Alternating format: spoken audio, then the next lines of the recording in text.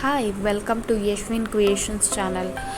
Today, the topic is think before you judge.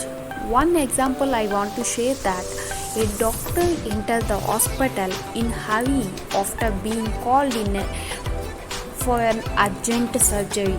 He answered the call as soon as possible and he changed his clothes and went directly to the surgery block.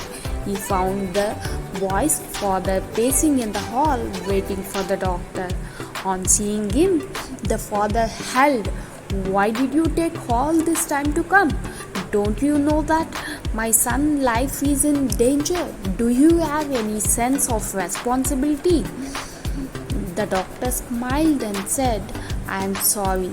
I was not in the hospital and I came as fast as I could after receiving the call, and now I wish you would calm down so that I can do my work."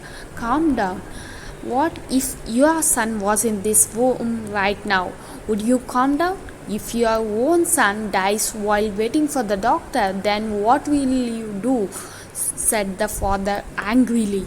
The doctor smiled and replied, "We will do our best by God's grace, and you should also pray for your son's healthy life." Giving advices when we are not concerned is so easy, murmured the father. The surgery took some hours, after which the doctor went out happy. "Thank goodness, your son is saved." And without waiting for further reply, he carried on his way, running by saying, "If you have any questions, ask the nurse." Father said, "Why is he so arrogant? He could wait some minutes so that I ask about my son's state," commented the father when seeing the nurse minutes after the doctor left.